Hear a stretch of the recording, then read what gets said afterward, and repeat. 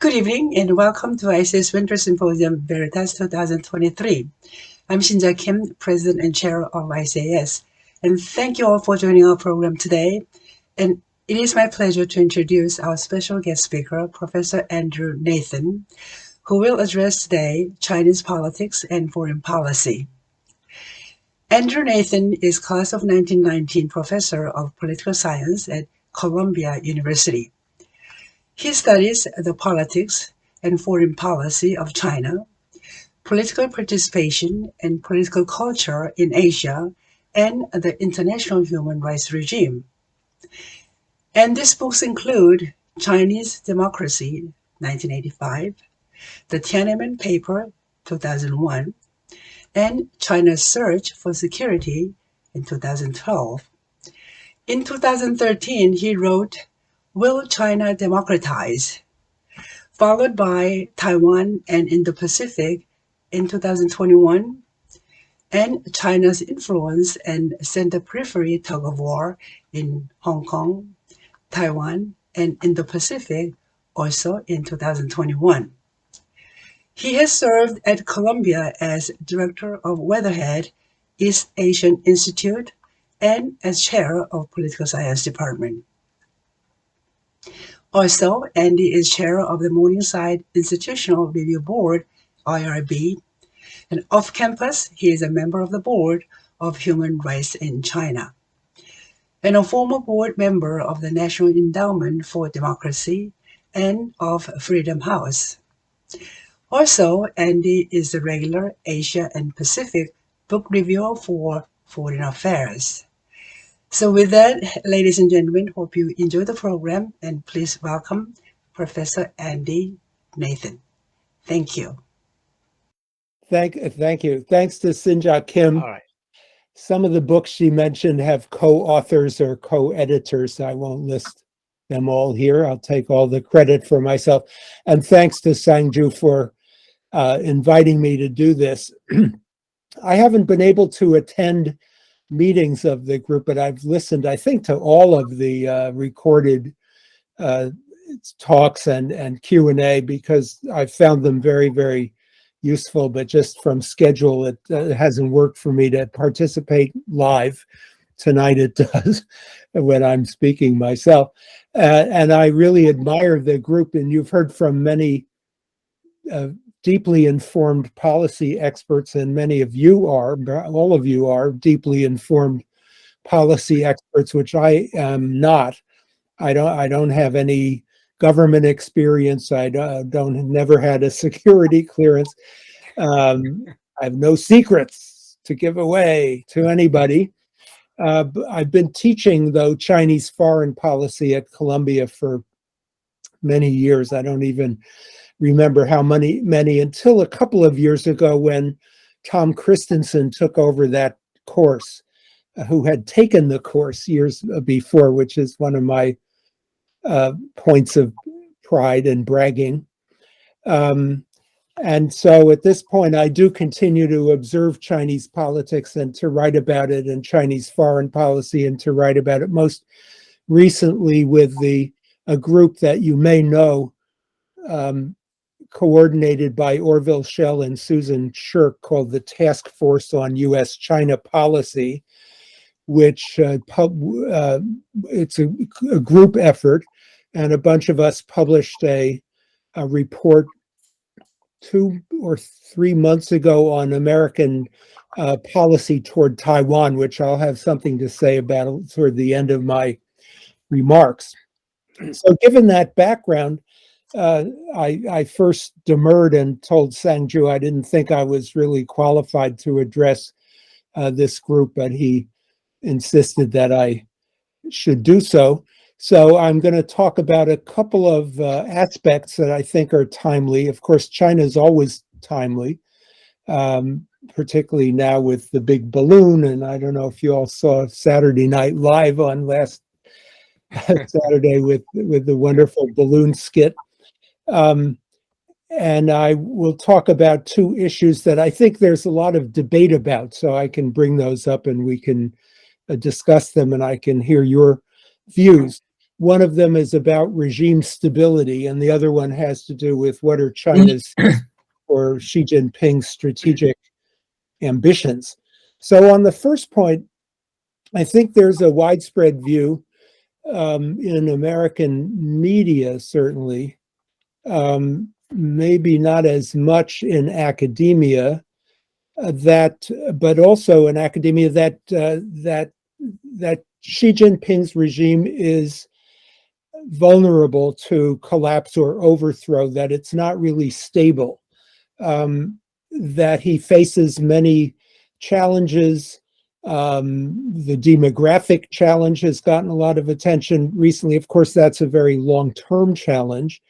The water crisis, which again is a long-term but closer to home and more likely to threaten him in this view, is that he has over-centralized power, that his entry into a third term of power has created a lot of jealousy, resentment, and opposition within the party elite, that the U-turn on COVID lost him a lot of authority and legitimacy among the population. People are fed up. The emperor has no clothes, and their economy is in trouble because it is slowed down, but it needs to grow fast in order to keep young people entering jobs. And the real estate industry has a risk of collapsing, and the local governments have a huge debt overhang. Those are usually the main things that are mentioned, two long-term things about demography and water, and then a bunch of short-term crises as people see it, some of which are economic and some of which are political and have to do with legitimacy. My view is different from that. Oh, I might just mention that a friend of mine, some of you may know him, Roger Garside, a retired British diplomat and banker, 2 years or 3 years ago published a book called China Coup, in which he laid out all of these problems very accurately, and then wrote, to sort of dramatize it, wrote a first chapter, which was a fictional chapter about how a coup might take place. And that coup was, in his story, was coordinated by Li Keqiang and Wang Yang. So that gives me an opening to say, I don't think so. We saw what happened to Li Keqiang and Wang Yang, the premier and member of the Politburo Standing Committee at this most recent 20th Party Congress. They were both ushered into early retirement. The retirement doesn't take effect until next month, when the National People's Congress will meet, and they'll be replaced in their state jobs. But I think the reason that Xi Jinping doesn't face an imminent collapse of his authority, I have a series of reasons for this. So one is to sort of step back 10 years to Xi Jinping's accession to power. And I think he came to power with his own, we see now that he himself has had then and continues to have a sense of a crisis of the party, that the party's mission, there was a wonderful classic book, I'm sure you're all familiar with it, by a sociologist named Philip Selznick, called The Organizational Weapon, decades ago. And Selznick was talking about this type of political party, which is an instrument, it's a weapon for control of society, control of the economy, and remaking of human nature in some cases, and so forth. And Xi Jinping, and importantly to my argument, I think his colleagues in the party elite were convinced that the Chinese Communist Party as an organizational weapon had become weak and flaccid, that the members didn't believe that there was corruption, that there was no discipline, they didn't obey orders. The center would have a policy and the lower level would have a counter policy.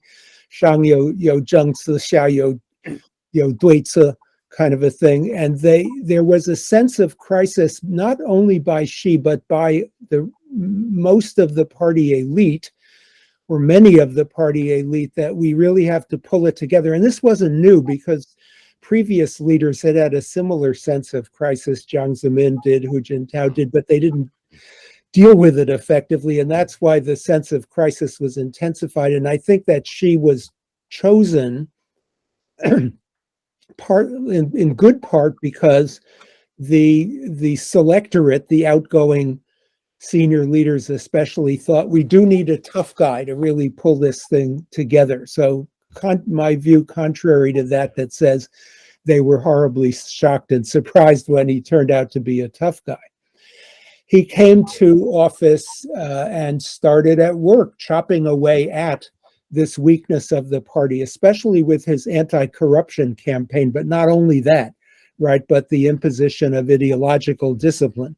And that's an ongoing thing. And in doing so, I think really effectively eliminated rival power centers who would either have a different idea about the policy that should be followed, or simply want to seize power for the sake of power. I think that he surrounded, there's a good new book by Victor, what's his name, at UCSD. Why am I blocking on it? Called Coalition of the Weak, something like that. You guys know who, with the author I'm thinking of, or it'll come back to, who said in his book that Mao Zedong later in his political career and Xi Jinping now have surrounded themselves with relatively weak, not stupid people, smart technocrats oftentimes, and good politicians, but nobody who's a real, Hao Han, as Xi Jinping himself put it, tough guy, a real politician. People like that are gone. I mean, Bo Xilai, the great example of this, but Zhou Yongkang and others, they're out in jail, not out, they're in. So I think he cleaned it up, and there's nobody who really is in a position to challenge him, even if they have severe doubts about him, as in the first chapter of Roderick Arside's book. Is it a second or a third thing that I think is important to understand about Xi Jinping's regime is that we often think of the society as kind of against the party. The party is repressing the society, and the society is sullenly afraid to kick back. But I think that that's not true, especially of social elites, business elites, and professional elites, and so forth, because what we don't pay enough attention to, though some academics have done so, for example, Rory Truex at Princeton and a guy named Zhang Changdun at Beida, who got his PhD in the United States, Yue Ho at UPenn, and others, have paid attention to the fact that through a variety of institutions, but one of the most interesting is the People's Congress system at every level. There are 5 levels of People's Congress, and these social elites get themselves elected to it, sometimes through bribery and all kinds of lobbying, to have the prestige of being a People's Congress member, and to rub shoulders then with the government and party officials who are also represented there. And there's a lot of negotiation that goes on in the sense of making contacts, making guanxi, making relationships, and having an access and reflecting what goes on in the society. Even the so-called Chinese People's Political Consultative Conference, which everybody has always thought is meaningless thing, is a venue for this kind of state-society interaction. And there's a lot of other stuff. The government at the local level, especially, is very interactive and responsive with society. One of the ways that you get ahead as an official is to be, when they come down to inspect your work, as the organization department does, is to get a good grade on relations with the local people. A third thing, if I'm not losing count, I think has to do with the legitimacy in the sense of a widespread public attitude, not only among elites, but among middle class and workers and peasants and others, this kind of ancient concept of legitimacy as this is a government that has a right to rule or to whom we ought to offer our deference because they are legitimate. So in our Western view, we think that you can only be legitimate through election and through accountability. But we have quite a bit of survey research, although it's not absolutely up to date. I did an article myself in the Journal of Democracy called The Puzzle of Authoritarian Legitimacy. In general, the authoritarian regimes in Asia, and I'm not including North Korea, which is not in our survey database, and I know you guys are all very interested in. The authoritarian regime's legitimacy is grounded in part on their economic performance, and China's has gone down just lately during COVID, but over a long period of time has been good. And in part on a habit of these populations to defer to government authority, and in part, I think, as well, on a sense that no alternative exists, and that if it wasn't for this party, China would descend into chaos.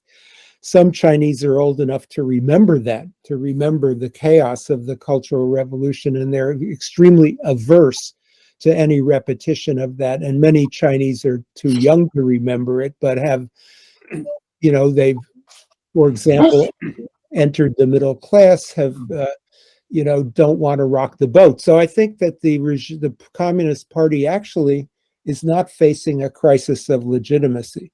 So I acknowledge all the ongoing vulnerabilities. I acknowledge that the history of communist China is a history of surprise. I acknowledge that the most foolish thing to do is try to predict anything in China because something surprising always happens there. But all I can do, as of today, February 8th, 2023, is to say what I see as the situation today. So I'm not claiming nothing's going to happen, but I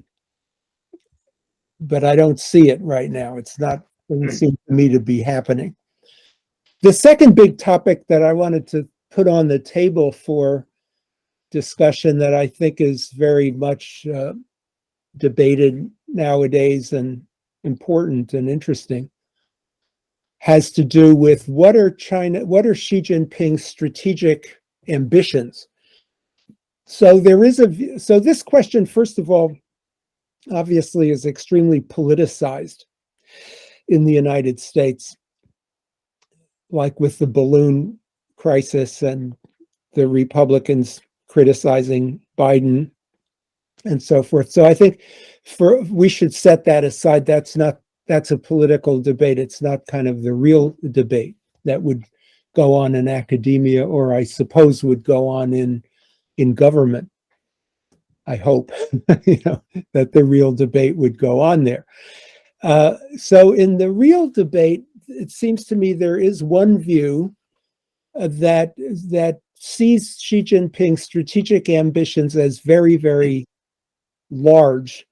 I would associate that, for example, with Rush Doshi, who wrote a book called The Long Game, who's currently in the National Security Council, or Mike Pillsbury, I think a friend of many of yours. And you guys may not know that Pillsbury was my student in the following sense. When I came to Columbia in 1971, he was finishing his PhD, and his professor, Doak Barnett, had left to go to Brookings, and I inherited Pillsbury as my, he's my age, or maybe a tiny bit older than I am.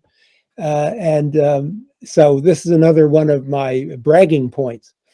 And whenever he sees me, he teases me about this, my professor, and so on like that. But I, of course, take no responsibility for all of the things that Pillsbury has said and done. But his book, 100-Year Marathon, or perhaps the work of Aaron Friedberg or Nadege Roland would be examples of serious scholarship that sees Xi Jinping's ambitions long term as very, very large. But I have trouble. I've sort of scrubbed these books back and forth trying to figure out exactly what that means. Nobody says, for example, you remember the Russians are coming movie. Nobody says that China's going to like invade the United States. But I guess the clearest prediction from this set of analyses is that China wants to become the number one power in the world, militarily, economically, diplomatically, in international institutions. And if that were to happen, I think we could see the collapse of the American alliance system. And, it's hard to spin out all of the implications, but a very much weakened, not invaded by China. I often joke to people, they're not going to make us throw away our knives and forks and eat with chopsticks, like they don't care. But, and of course we're doing that already, but, it could be a very, very big, what so-called power transition, and who knows how it would unravel down the years and how much it would change. I don't share that view, although I think that the US-China competition is extremely consequential and serious, especially in a couple of domains that I'm going to come, well, three that I'm going to come to. It isn't the end of the world, and I don't think that I think it's going to be a multipolar system, and that China is the second great power, but I think the United States will continue to be the number one power. And in that connection, a book by another student of mine whom I love to brag on, which is Michael Beckley. I mean, I'm sure you guys know a lot of his work. He got his PhD at Columbia, and I was one of his dissertation advisors. His first book, I'm sorry, I forget the name of it, but which said that the United States has advantages, including the alliance system, including innovation, including an economy that, even if it isn't going to be the biggest in aggregate, will be probably forever the biggest in per capita. Forever is a long time, but at least for the foreseeable future. Beckley said we will still be number one in that book. He's published other books since, which don't conflict with that, but sort of strike a different note, like the recent one with Hal Brands, where they say China's very dangerous right now and they're likely to attack Taiwan. Well, that's a different question. But my view, so Beckley analyzes American power. What I want to say here is to take a look at China's security situation. And I, in the book that was mentioned in the introduction, called China's Search for Security, which I co-authored with Andrew Scobell, who's at the USIP, and he was also a student of mine. I guess I'm making myself into a bit of an idiot by bragging on these students, but it came out like that. I can't help myself. Scobell and I, in that book, argued that China in 2012, and this is now 11 years later, but I think it's still true, is quite vulnerable in security terms, because its culture and economy are interpenetrated by forces of us. We surround them with our allies, with our military deployments. We have the capacity to cut off their military capacity. Not that I think we would want to use this, certainly not as a first mover, to cut off their seaborne energy supplies and grain supplies and other supplies and so forth. So they feel very, very insecure. And I think correctly so. So instead of being seen as this sort of giant juggernaut that's threatening all of us, I see their foreign policy as driven by a need to improve what they see, and I agree with them, as a very vulnerable security situation for them. It doesn't mean I'm in favor of them or, trying to say they ought to do these things. I'm not making any moral judgment. I'm just saying that I understand that they are vulnerable, and they see that. And the main threat to them has been the US posture in Asia, which we inherited at the end of World War II, and which we need to keep. I'm not saying we should give it up. I'm not like one of the people like Hugh White in Australia, or in the past, or maybe Henry Kissinger or Brzezinski, who at various times have suggested that the United States should yield some room to China for its natural ambit of power, and find some kind of condominium. I don't think that's realistic at all. And I'm not advocating for it, but I'm saying know yourself, know your enemy, win 1,000 battles means we have to understand where they're coming from. And I think they're coming from a position of vulnerability. Given that, what do they want to do? So I think for most of the world, Latin America, Africa, East Europe, where they've extended their diplomatic and economic influence through the Belt and Road Initiative, they're looking primarily for actually economic benefit, as well as for diplomatic allies who will understand their Taiwan position, understand their Tibet position, understand their human rights position, and a certain amount of port access. But I don't see the Chinese building a globe-spanning, what we have, network of military bases. I don't think they want to. I don't think it would be.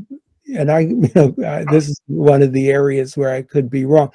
And sometimes I don't see far enough around the corner, but I do see them looking for visitation rights in various ports, but not so many of them.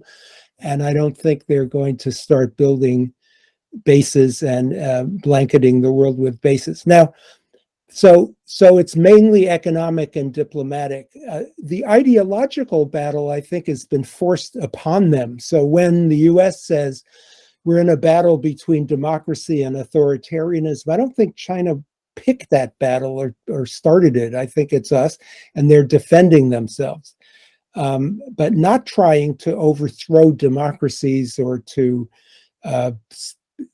protect authoritarian regimes just because they're authoritarian. If their policy in, say, Cuba and Venezuela is helpful to those regimes, it's a side benefit coming from economic and diplomatic goals rather than an end goal of itself.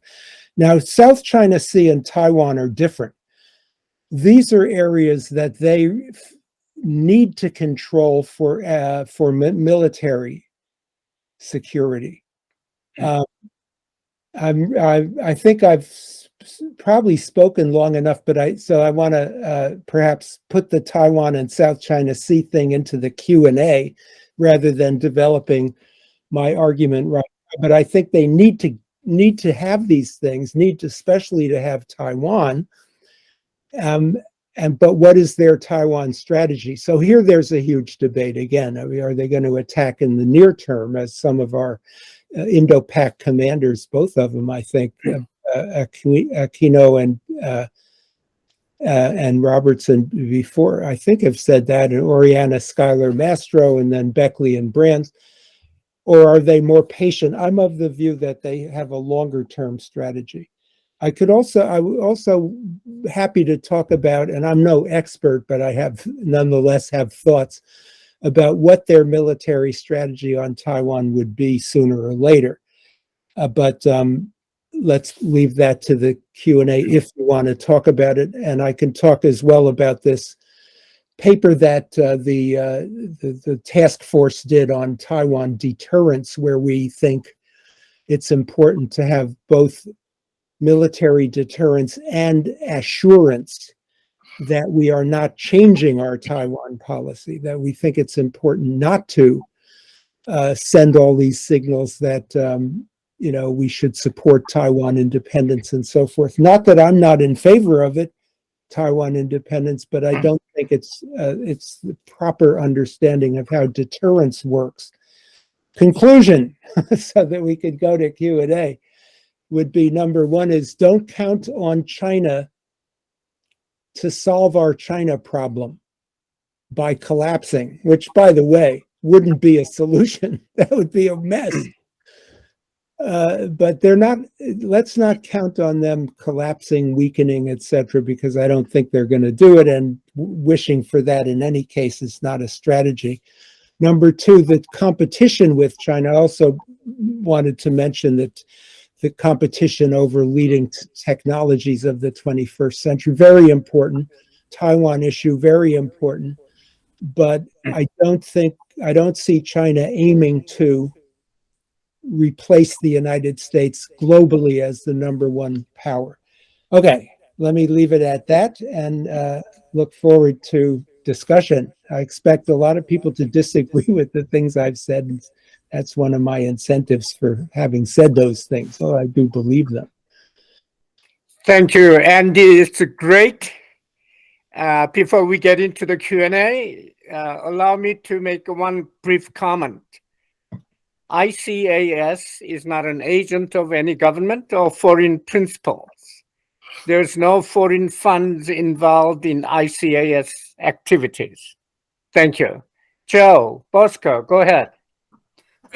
Thanks, Dr. Kim. Andy, thank you very much for that presentation, which is indeed quite stimulating. Since you mentioned Taiwan and the unwisdom of supporting Taiwan independence, how would you feel about a simple declaration by the United States that we will defend Taiwan, making it an official policy, not simply a random off-the-cuff comment by President Biden? So this paper that we wrote, and I'd be happy to, well, I think you can, I'd be happy to send it to anybody who wants it. We're arguing, the basic argument is we don't want to push the Chinese into thinking that if they don't strike immediately, the game is lost. So I think we should, in fact, be prepared. And I do not, I'm not an expert, but my reading of, say, the Department of Defense annual report on the PLA and a lot of other stuff that I've read by people with expertise is that we are not now prepared, in fact, for a real military defense of Taiwan because our aircraft carriers and large air and naval bases are vulnerable to the Chinese missiles and submarines, and that we need more dispersed, rapid, survivable, replaceable platforms.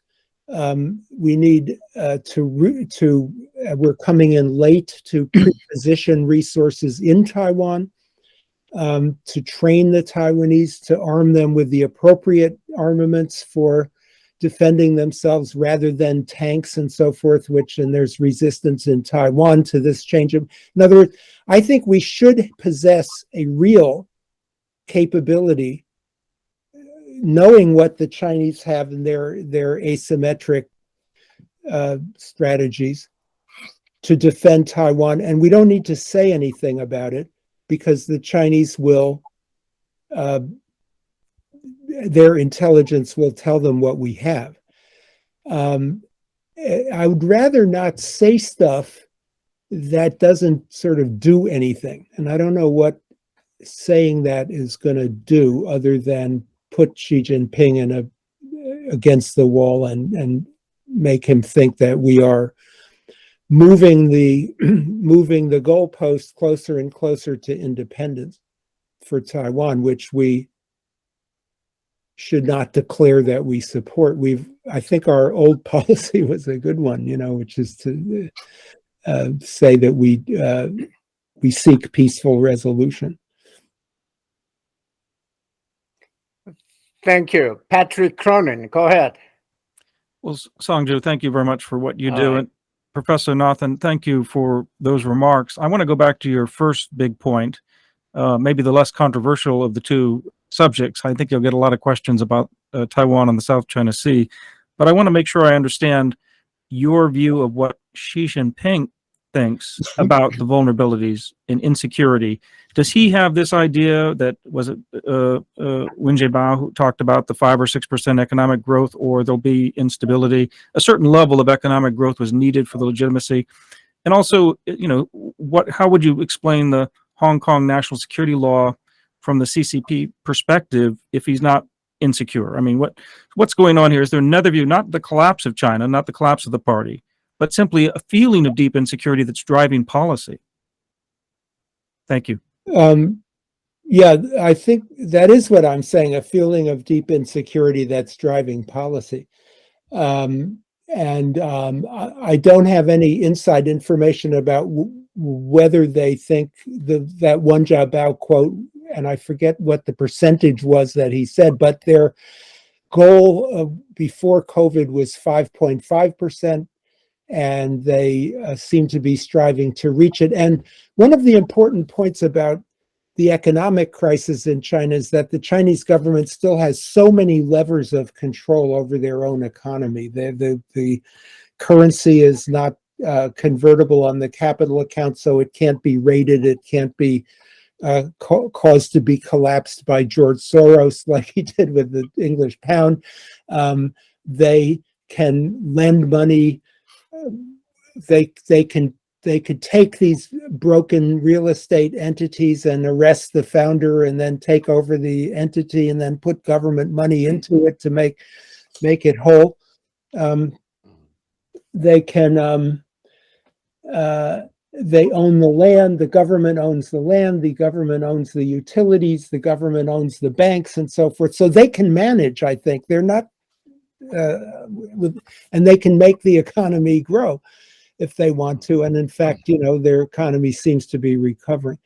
On Hong Kong, I think my understanding of what happened in Hong Kong was that that Beijing always controlled the chief executive of Hong Kong and the legislative council, and expected these people to deal with issues like patriotic education, issues like extradition of criminals to the mainland. Danny Russell, is that you?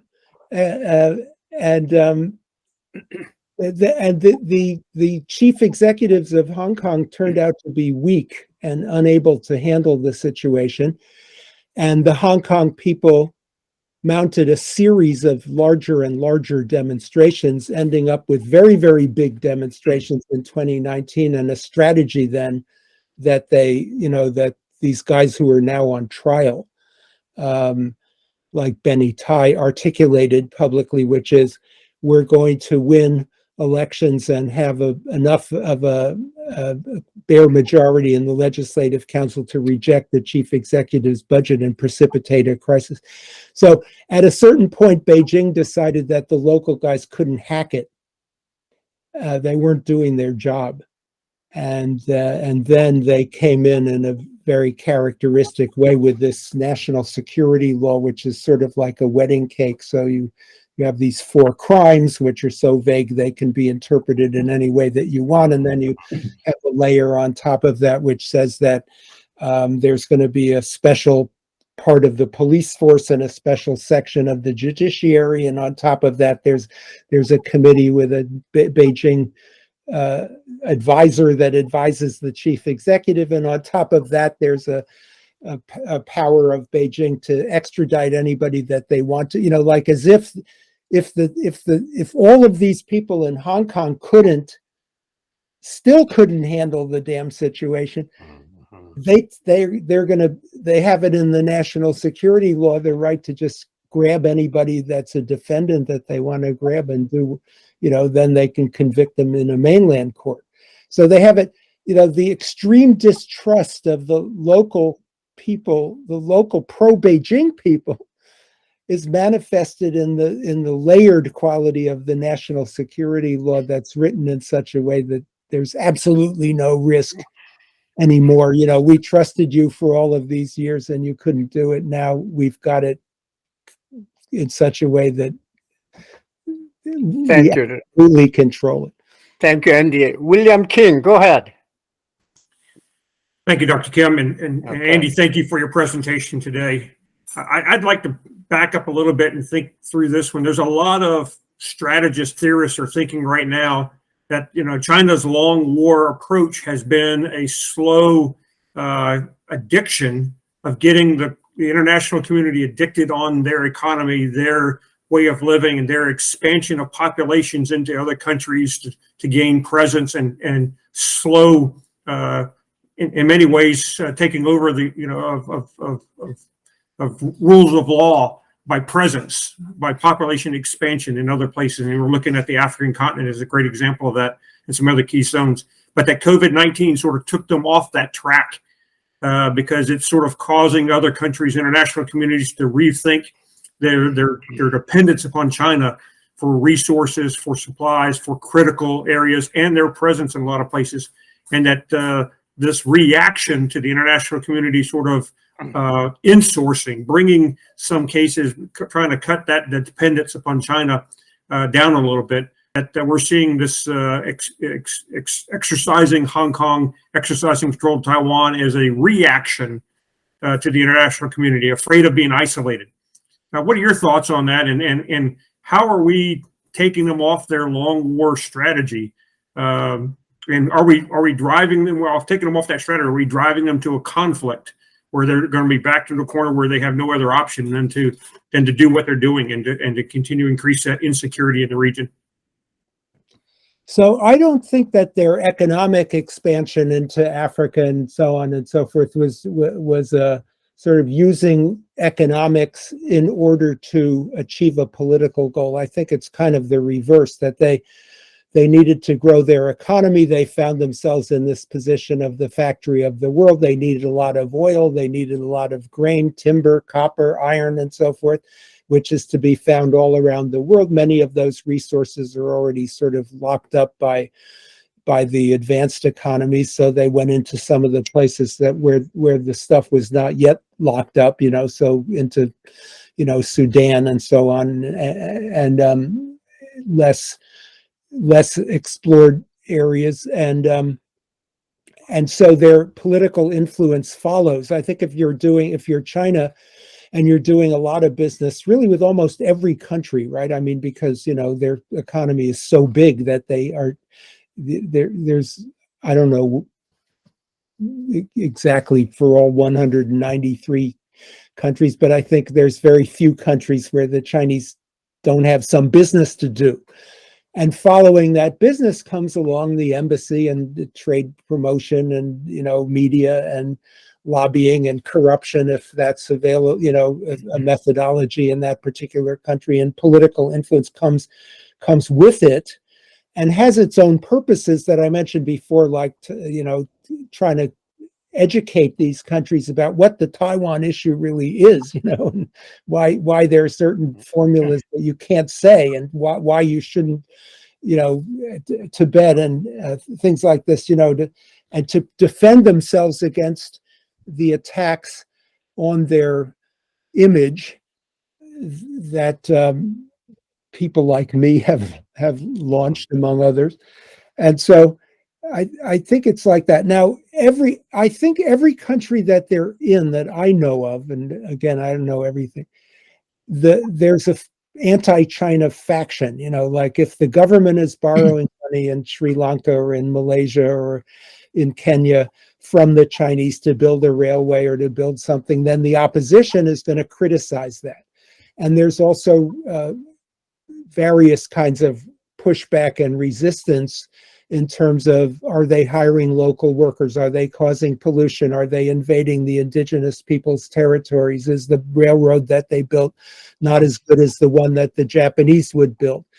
Are they causing corruption and so forth? So it's never easy for the Belt and Road, but and there's always pushback. But I don't know that the pushback has the flavor that I heard you describing, that it's sort of a systemic global consensus that there's too much China. I don't think that's true in Africa. I don't think that's true in, lots of, in South America, and in many, we could talk about many countries, Saudi Arabia or You know, a lot of countries want to balance against the United States. I think especially the Southeast Asian countries are anxious that the United States stay there to balance against China. But I think in many other parts of the world, the publics in those countries are keen to have China come in to balance against the United States or the legacy,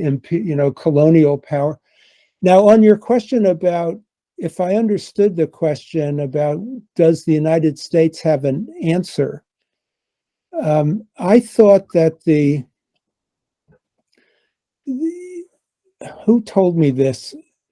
Some American diplomat described the experience of going to some African country and saying, "Don't take Chinese money. It's the interest rate is too high, and so on, and it's not clean." And the person said, "What money have you got?" So I remember that in the Trump administration, Pompeo announced a program that was a joint public-private sponsorship. So the answer was, it's not public money, it's private. And then the amount of it was, you guys may remember, 300 million or something, which is okay for my retirement account, but not for a global economic policy. And if it's public-private, and if the private wanted to be there, they would have been there. So I don't think we have an answer, and it's because we don't have money, and Xi Jinping controls a lot of money. Thank you, Andy. Jasper, go ahead. Yeah, sorry, I missed your what I guess was the controversial part. I've heard, though, it sounds very good. The one question I have, though, is you talked about the Chinese sort of having control over their growth and capital account. Maybe I'm overly influenced because I've been teaching a course on Chinese digital currency for the Ford up here, if you know who the Ford is. It's kind of odd me telling them about that. They should be telling me. But it's just quite amazing to me to see the expanse of digital money use of credit card. It used to be debit cards, right? So debit cards are fine. That's kind of old-fashioned. It's still capitalism. But now they're using tremendous amounts of credit cards. And there's no question using a credit card is pretty pure capitalism, right? And they can do so much with their little cards, more than we can. They can buy stock, they can buy American stocks, they can, this idea that they have capital controls, maybe the central bank does, but not over all these little WeChat accounts. They can do amazing. So I guess my question really is, seems to me the country has, since I first went there, 30, 40 years ago, it's totally decentralized. Everybody has their own money. They're all changing their own money, spending their own money. They could care less what Beijing is doing. So I'm thinking, if you're the leader, Xi Jinping, it has to be very consternating. You're not controlling the growth. No, the country is growing as it should be. It's still relatively poor, and they save a lot and they invest a lot. So it should grow easily 5% per year for probably 10, 20, 30 more years. But it's not like the government is controlling that. The government must be feeling they're losing control over money. And that's what they're doing with this digital currency thing, but that's not going to help them. So, the idea that they're sort of in command, I just have a hard time accepting anymore. Certainly 30, 40 years ago, when they had a ration economy and there was no money, it was totally different. But now everybody's got money. It's a money-driven place. Anyway, I don't know if you have any thoughts basically on what I'm thinking is a massive decentralization of power in China.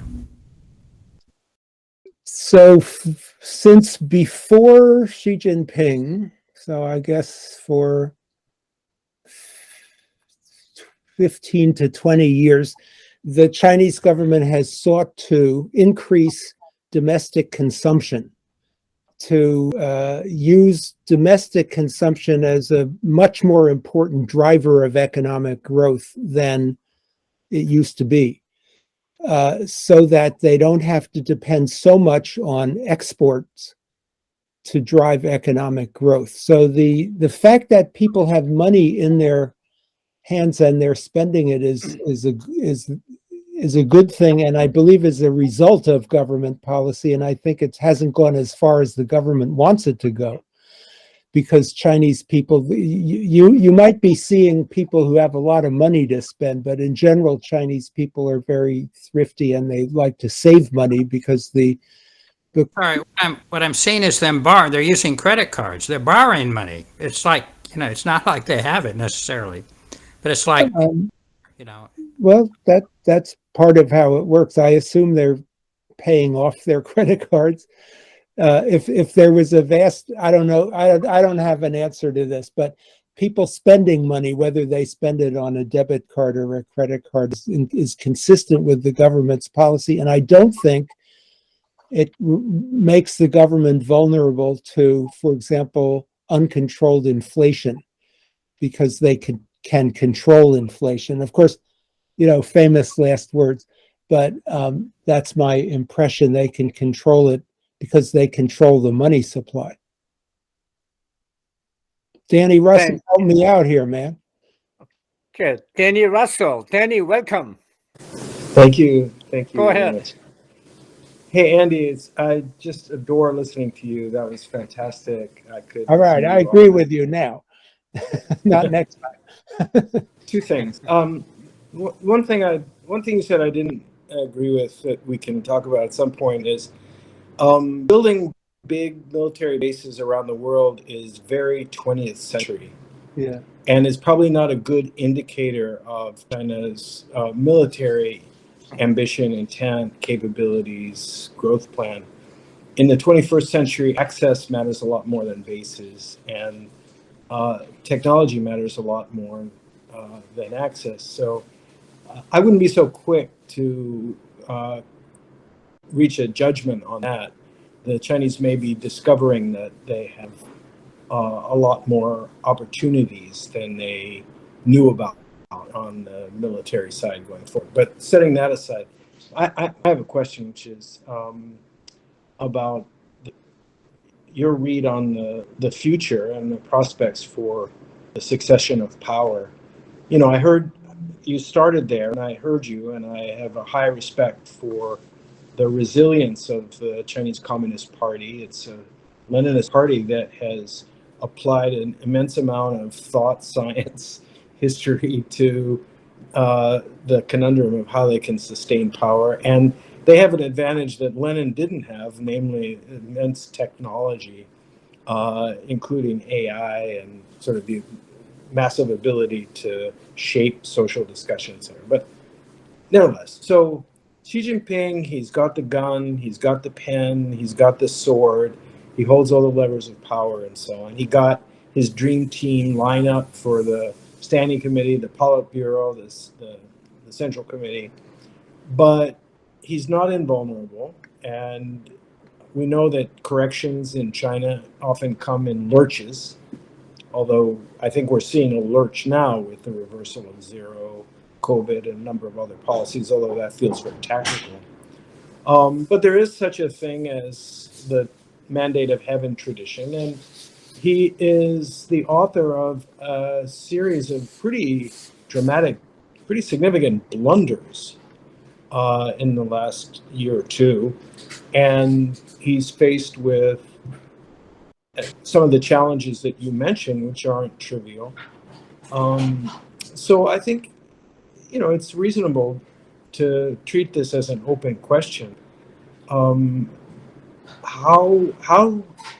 What do you see as a plausible scenario for how the Chinese Communist Party moves from this point? And certainly what the 21st Party Congress might look like. So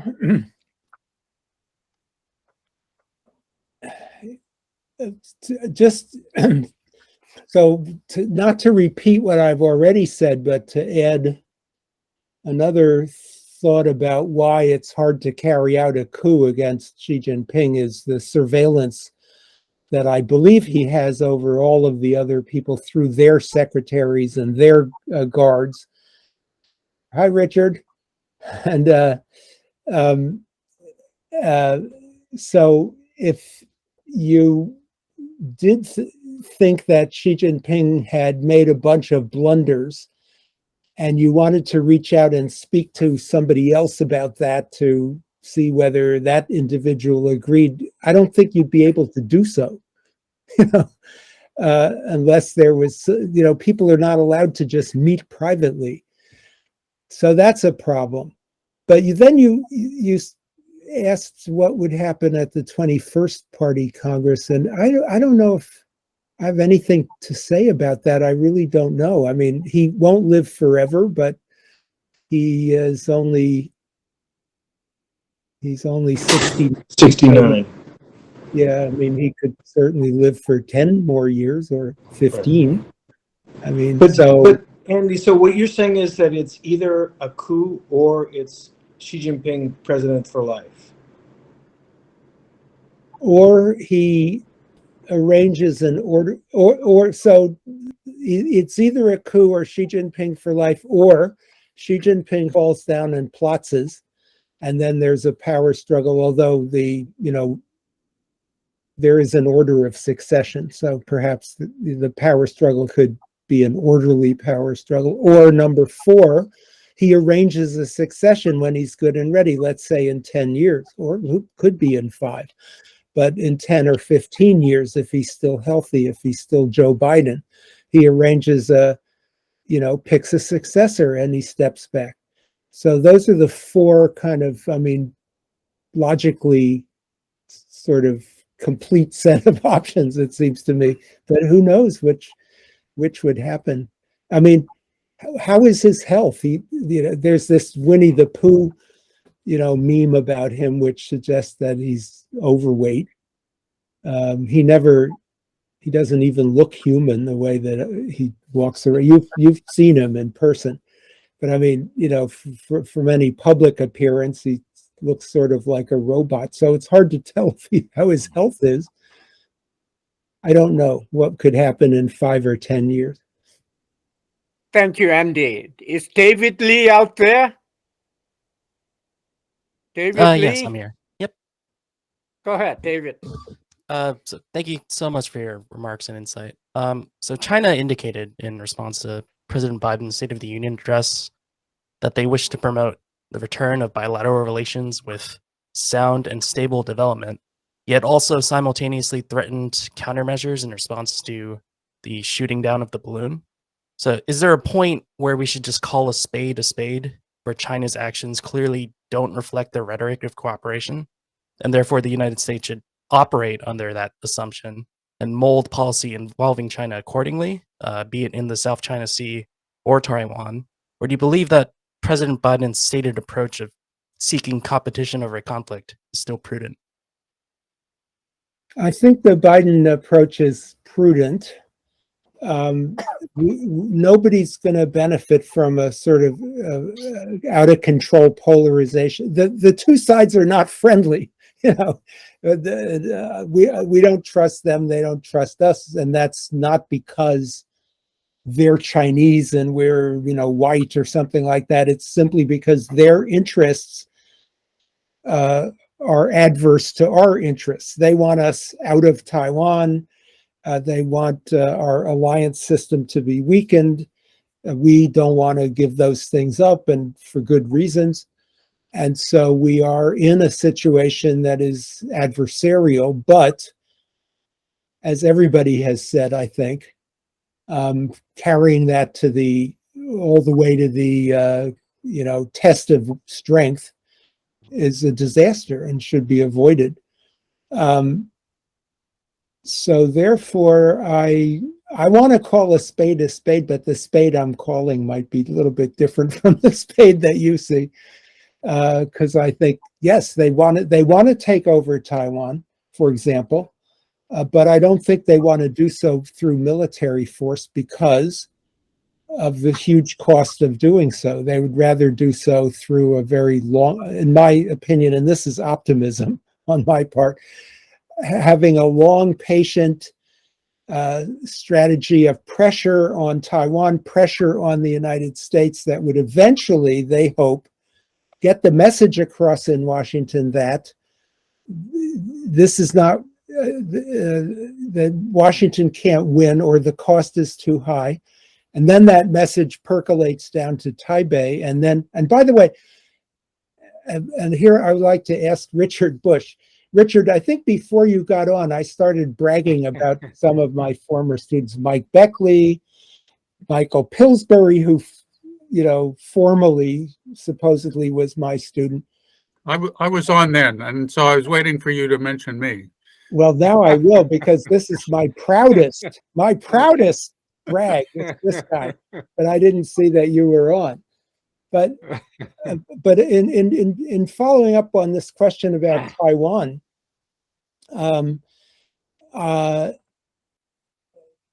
I was saying the message percolates down to Taipei that the Americans are, you know, full of shit, and so we better work out a deal. But I'm understanding that nowadays in Taiwan, there's quite a strong, but I don't know, I want to ask Richard, trend of opinion that says the US is using us as a chess piece, that at the end of the day, they'll sell us out.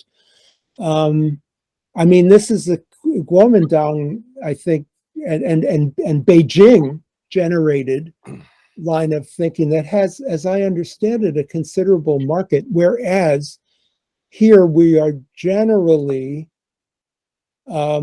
understanding things quite differently, that the Taiwanese people have developed their own Taiwanese identity, that they will, you know, stand up for their autonomy to the last man and stuff like this.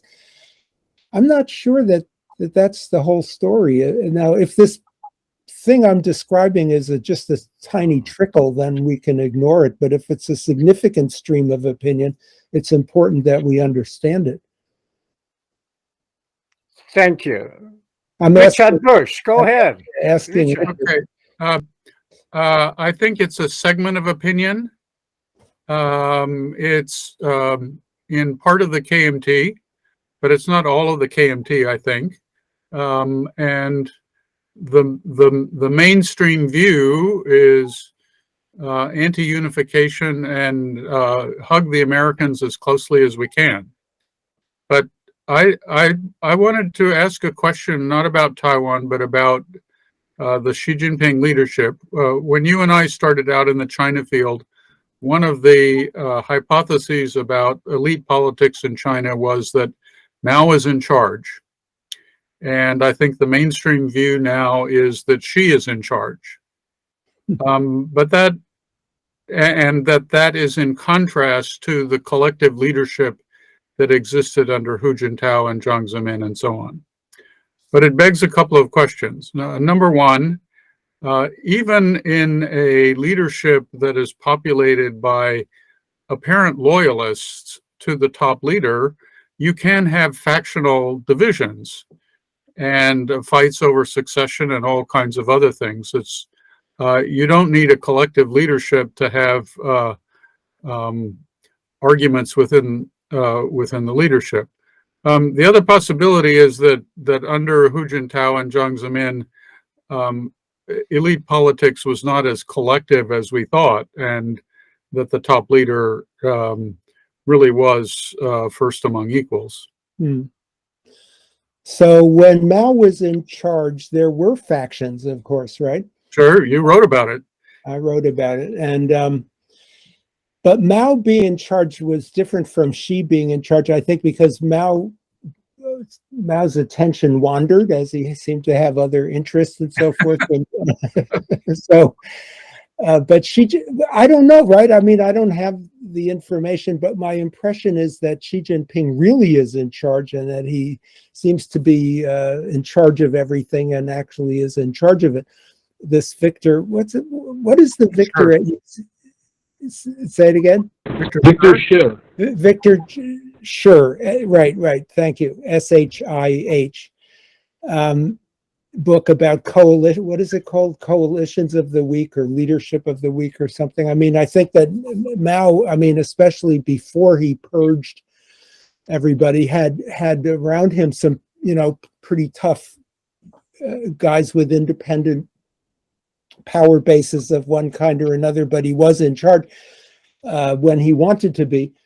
Xi Jinping, I think the people around him don't have independent power bases. Now, of course, it's true that they may backbite each other, as you were indicating, and to disagree with and be jealous of each other, but I don't envision them challenging Xi himself. I understand that in the latest issue of the China Leadership Model, Hugo Guang has an article about factions under Xi Jinping, but I haven't read it. So I don't know what I think of his art. Usually I make up my mind before I read something, but in this case, no, I'm waiting. Thank you, Andy and Richard. Chihye So, go ahead. Thank you, Dr. Kim, for this uncommon opportunity to engage with Professor Andrew Nathan. Hello, Professor Nathan. My name is Jihye So, and I'm an 11th grader here in Langley High School in Virginia. And it would be my honor to raise the following question directly to you. What was your motivation to study Chinese politics and its foreign policy? I'll be privileged to hear your response. Thank you. Oh, now you want, okay, how much time do we have left? My autobiography begins with it. You know, Andy, we have a deep bench. She's only 11th grader. I know, that's great. Thank you for your question.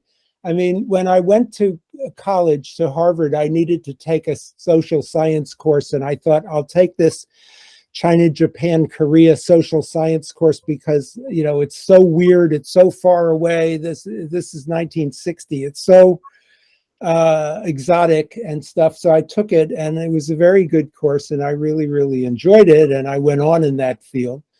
And then when I came back to Harvard for graduate school, my professor from undergrad, John Fairbank, said, there's enough people doing history, you should do political science. So because I was a very compliant individual, I did what Fairbank told me to do. That's the short version. The long version takes longer. Thank you, Professor Nathan. Thank you. Very good. Don Kirk, go ahead. Well, thank you very much. Actually, I find it hard to disagree with anything you've said, or much of what you said, but my general understanding is that China has enriched itself off of tremendously favorable balance of trade, not only with the United States, but with other countries. Wouldn't this balance of trade give pause to some of the more aggressive military ambitions of Xi Jinping, particularly on Taiwan? Why mess up a good thing by really following through on shows of intimidation that may or may not mean all that much? For that matter, China does pretty good trade with Taiwan, which was unthinkable when I first went to Taiwan in the 1970s. Now I don't know how many flights there are a day between Kaohsiung and Taipei and mainland cities, but I think there's scores, and there's significant Taiwan investment in China. So why would they mess all this up? And as long as I can go on a little bit, I think you may underestimate the resurgent power of Japan in this equation, because obviously the Japanese have a tremendous influence in Taiwan, of which I don't think the mass of Americans, or probably everybody here is, but the mass of Americans are not at all aware of that. And Japan has also talked about a strategic initiative, or whatever it is, I forget, but it's certainly an enlarged military investment, which I don't think is a factor to be underestimated. They're not going to do it overnight, but they might. 5 years, they say they're going to double it and double the percentage of the GMP. And who knows where they'll be 10 or 20 years from now, which isn't all that long in the overall scheme of things. So these are two separate but interrelated questions. What about Japan, and what about the huge amount of the buckets of money that China is making from the United States, and why would they mess that up with some of the issues that you've raised? Thank you. So I don't think they want to mess it up by actually launching an attack on Taiwan so I think we have to understand that Taiwan is essential for mainland Chinese security. And they, from their point of view, they've got to have it somehow or other, sooner or later. But if they can get it without ruining all the stuff that you talked about and other stuff besides, right? You know, their trade markets and their diplomatic position in the world, and actually the damage that would be done to mainland China and to Taiwan, if they could get it some other way. And that's why I'm optimistic that Xi Jinping is playing a long game. And then there's evidence against that, things he said, you know, when, Danny Russell's thing about how long can he stay in office and so on. So there's arguments. It's very speculative, but my view, I agree with you that he would rather get it peacefully so as not to disrupt all of those things. But would he, if necessary, sacrifice all kinds of things in order to get Taiwan? I believe that he would if he had to, and that's one reason that I don't advocate that the US government force the issue. On Japan, I think Japan's increase in military budget and strategic reorientation, which is not going to be an easy thing to do in Japanese politics, right? Nothing happens very fast there, is aimed at defending Japan. So if the Chinese, in the course of attacking Taiwan or blockading Taiwan, were to, on purpose or inadvertently, attack Japanese territory, including US bases in Japan, Japan would defend itself. But I don't see Japan sort of voluntarily stepping into the fight unless it's forced upon them, the fight over Taiwan, any more than South Korea. So I know that everybody here is a Korea expert. So, I mean, would Korea even allow, I think this is a big debate. I think I heard about it in one of your sessions, in fact, Sang-Ju, although I don't remember which. Would South Korea allow US forces based in South Korea to be used in a Taiwan contingency? I believe is a big issue on which the South Korean government hasn't made an affirmative decision. I think it's still under discussion, if I understand correctly. And then, of course, in terms of underestimating somebody, there's also India to consider, which again, very debatable thing about whether India could realize its tremendous potential, and if it did so, it would be a big obstacle to China's ambitions. But I just read an article by a couple of Indian economists saying that our system is so messed up that we're not going to be able to realize our potential. If I may just follow up, Japan and South Korea are quite different. South Korea really does not want to get that much, if at all, on the wrong side of China, whereas Japan's attitudes toward China are very different. And what's more, Japan's attitude toward Taiwan is quite different from that of South Korea. So I guess this isn't a question. I'm just not sure that Japan would really hold back on defense of Taiwan if Taiwan's future were really at stake, or Taiwan were in danger of getting taken over. That's just my comment, from what people tell me in both those countries. Thank you, Don. Now, Dennis Wilder, go ahead. Dennis. Thank you very much. All right. Andrew, I've enjoyed reading your works over the years and have tremendous respect. I remember the Tiananmen Papers book in particular. But I also found out tonight a mystery has been solved, who I blame for Michael Pillsbury. But anyway, let me ask a question about the protests last fall in China. Did they surprise you? Is there anything lasting about those protests, or was that really just a one-off, so extraordinary because of the zero COVID policies? They, of So did surprise me, though they were not completely without some lead up, because there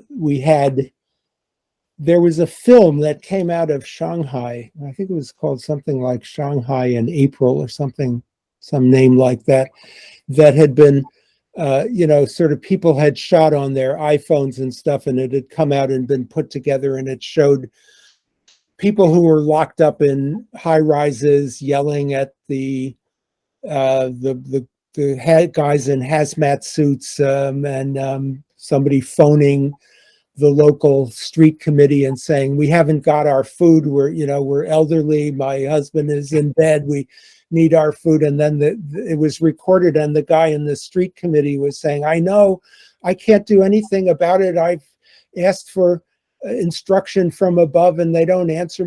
There was a lot of the Shanghai lockdown was particularly severe and really caused a lot of resentment. But I can't say that therefore I expected the white paper protest. But the government has dealt with it the way they usually do, which was to arrest some of the people and to make concessions, although the concessions in this case were a big U-turn.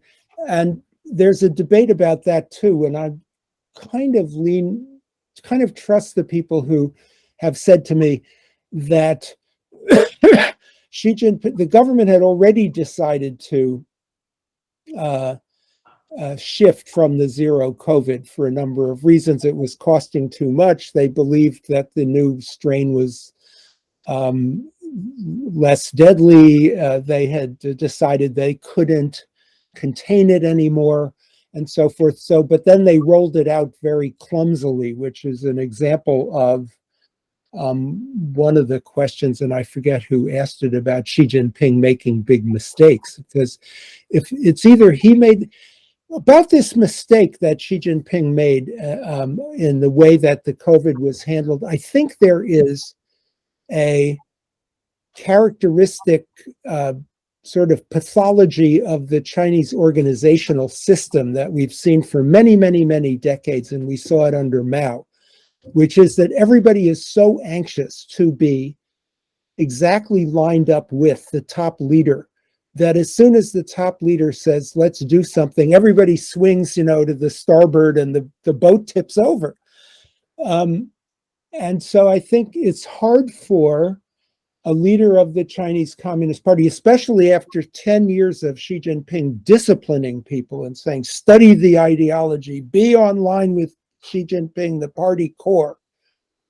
After that, for him to say, let's roll this thing out carefully, slowly, with local circumstances in line, because then the local authorities take a risk that they're going to be criticized for not having done what the central leader said to do. So I think it might not just be that Xi Jinping is a dumb guy, but that there's no way for him to fine-tune the way that the system operates, and especially because it's not a system of law.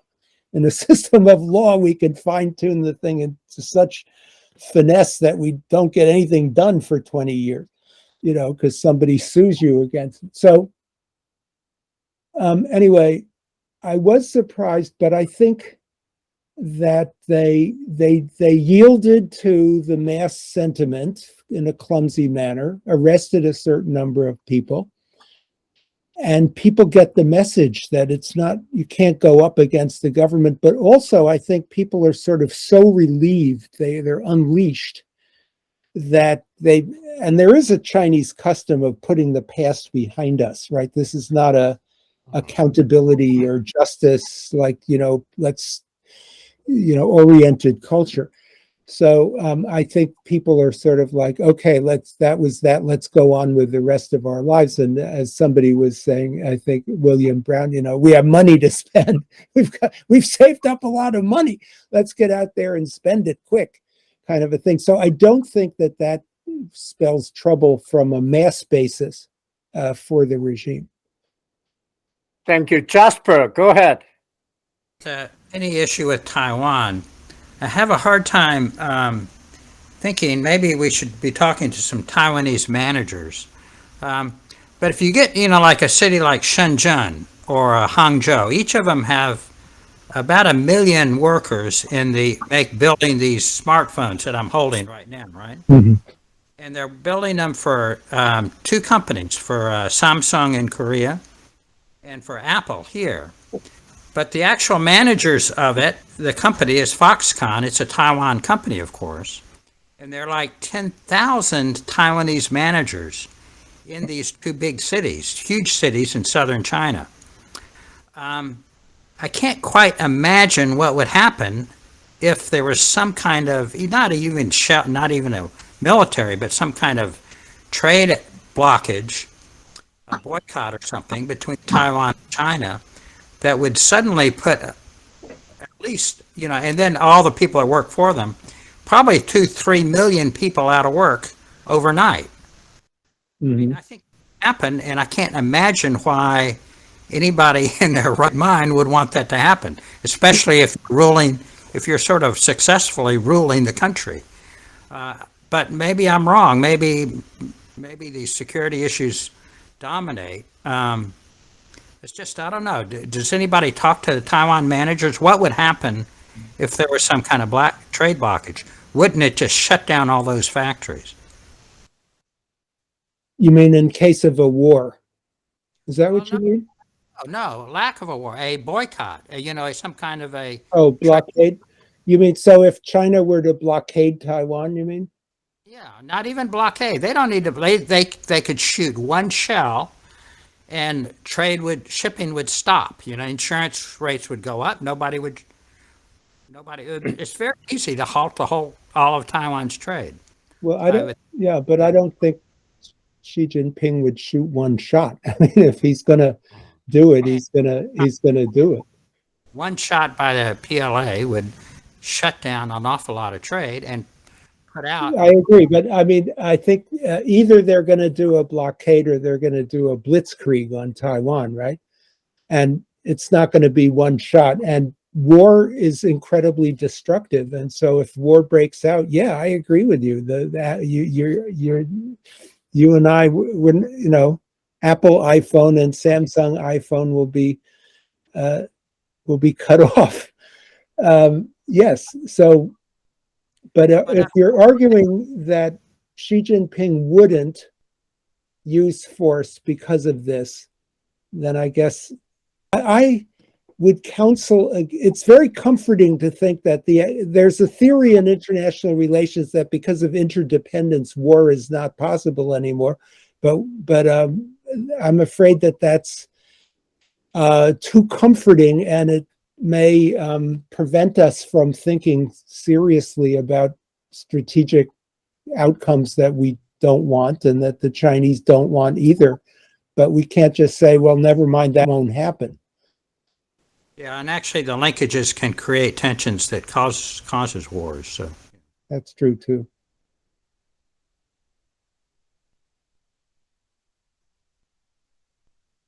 Okay, Dennis Halpin, go ahead. Yes, Professor, thank you for your fascinating presentation. I've heard of your name for years, and as someone who went to Columbia too, I went to the journalism school. It's nice finally to hear you actually talk. I've read your papers. Thank you. But my question was about related to some of this, but the demographic issue. It's come out, maybe this year even the population in China went down. India's about to pass them in population. They have this aging, some people say China got old before it got rich. And if we go back 30 years ago to Crichton, the late writer, he wrote Jurassic Park, of course, but he also wrote Rising Sun, where it was predicting that Japan would surpass the US as the great economic power in the world. And then among many things, the demographics hidden in Japan, and the Japan motor started going down. So I'm wondering, and with supply chain issues and concerns about an aging population, I've heard there's been some disinvestment of companies from China who couldn't get their supplies during COVID. So how do you see that playing out, affecting Chinese economy and society in the next 20 years, the aging population? Yeah, so so obviously the impact of an aging population on the economy is something that unfolds slowly. And so you mentioned 20 years, and I think we need a professional demographer to sort of accurately say what would happen within 20 years. Maybe not too much happens in 20 years, because as I understand it, the main long-term effect of that is that the ratio between the working population and the retired population changes in such a way that the retired are drawing their pensions off of the productivity of the working part of the population. Now, that problem can be significantly ameliorated with rising productivity, which China seeks anyway, right, with increasing technology. So it's possible that because of rising productivity, this might not cause a macro problem to the rate of growth or to the health of the Chinese economy. On the other hand, their existing social welfare system, the retirement system and the health insurance system, and the unemployment system are still under construction. They're very different across the map of the country. They're inadequate. And so it's not as if they just need to preserve what they have. They actually need to improve those things for the aging population. So it's very hard, and it's really beyond my expertise to figure out what would be the 20 or any other number of years scenario for the impact. The Japanese stagnation, as far as I understand it, is not only about demography, but is about a lot of other things. So it's hard to, at least for me, to sort out the demographic causes of it compared to other causes like the protection of an inefficient industry and agriculture and stuff like that. Very good. Richard Bush. Thank you. This is a two-fingered comment on the exchange that, Andy, you had with Bill Brown just now. My view is that the only reason in the foreseeable future that China would go to war over Taiwan is if Taiwan leaders took steps to change the legal identity of Taiwan into a separate country. Mm. And I don't think that's going to happen because Taiwan's a democratic country. The majority of the people know that independence would bring war. And they know that if Taiwan provoked the war, the United States would probably not come to Taiwan's defense. So there is a strong status quo bias within Taiwan itself, which is actually good for Xi Jinping because he doesn't have to worry so much about war. And so what he's doing is something between appeasement and war, and that is coercion. And finding all kinds of ways to pressure Taiwan, and in particular weaken the confidence of Taiwan people in their future. And it's low risk. The hope is that over a long period of time, Taiwan confidence would be so depleted that they would end up running up the white flag and just giving up. So when you say the only thing that could cause Xi Jinping to launch war would be Taiwan changing the legal status, then you're excluding something that the US government might do or say from the list of things that could cause Xi Jinping to launch a war? Well, there are probably things that could lead to US-China war irrespective of Taiwan or regardless of Taiwan. If a U.S. Air Force plane and a PLA Air Force plane crashed into each other, it would probably result in war. But I think that with respect to U.S. support for Taiwan, which China does not like, the so far, and the way China has dealt with it is through displays of force, coercion, trying to get us to get our own policy under control. But I think they're trying to. I think they feel they have a handle on the Taiwan thing, and so don't have to go to war. And what about, so people say that Tsai Ing-wen's probable successor as the DPP candidate, Lai Ching-te, right, that he's a independence type, and Beijing considers him, and he might do something adventurous. What about that? Well, that's his background. We don't know yet what his policies would be.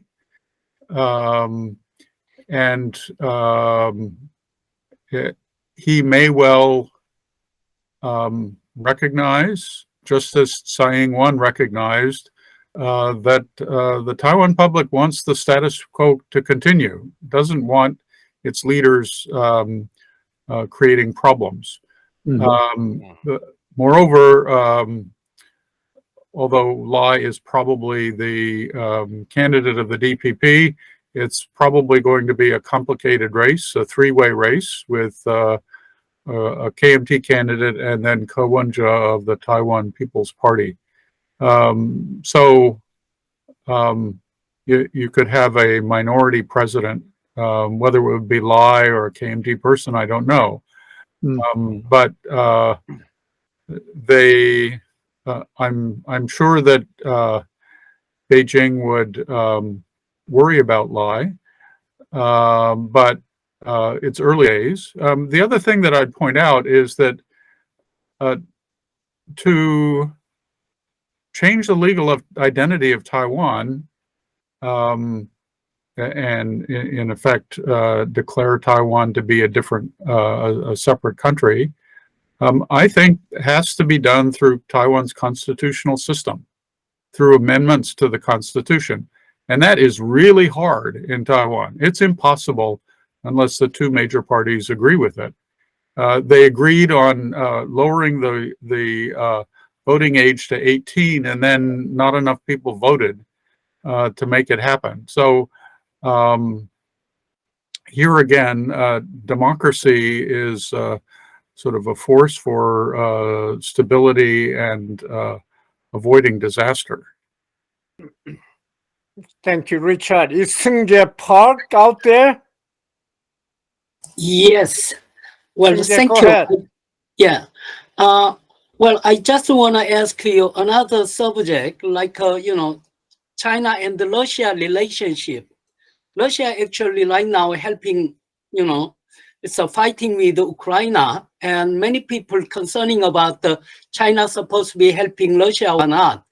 And then also, I'm in Korea. My view is many people believe China helping Russia, but also like a company name like Norinco has an office in Moscow, and they are helping a lot. But we cannot hear any reaction from the state about the China helping Russia, especially military supplies and others. And also, like it's a Russia military system. It's China also same as North Korea, but we're not hearing from the state. Nobody mentioned about that kind of things. So I wanted to hear from you, or what is your view with the Russia and Chinese relationship? So I don't know. I don't have access to information about what exactly China is providing to Russia. I mean, I know what I read in the newspaper, they're buying oil, but I think what I could comment on is sort of the macro perspective on China's part, which is that if the United States is the primary threat to Chinese security and Russia isn't a threat, to Chinese security, but Russia is an enemy of the United States. China has to ask themselves, who am I helping? I don't want to help the United States. Okay, so on the other hand, I cannot believe that Xi Jinping approves of Putin's what he did. I don't know whether Putin lied to Xi Jinping when he visited China just before invading Ukraine or didn't tell him what he was doing. But I think what Putin has done has been ill-advised. Has been a failure. Though we'll see how it all pans out. But it hasn't been a pretty picture, and I don't think that Xi Jinping could admire what Putin has done. So, but neither is he going to throw away an asset in the global chessboard against the United States just to please Washington. So I think he's in that middle position where he doesn't, and he certainly doesn't want to invite American sanctions on China for breaking the sanctions that have been announced on Russia. So if they are breaking the sanctions, I guess they would be doing it quietly and hoping that the Americans would agree not to notice. Or maybe they're not breaking the sanctions, but doing all the kinds of things that are permitted, that haven't been forbidden by sanctions. I'm not sure what they are doing. But I just don't think we can expect Xi Jinping to get on our bandwagon. We are the threat to China. So he's not going to get on our bandwagon to help us out of our problems. Thank you, Andy. Thank you, ladies and gentlemen. Time is up. Let's give Andy a big round of applause. Thank you all very much. And Andy, we'll get back to you. Thank you. Thank you. Meeting is adjourned. Thank you.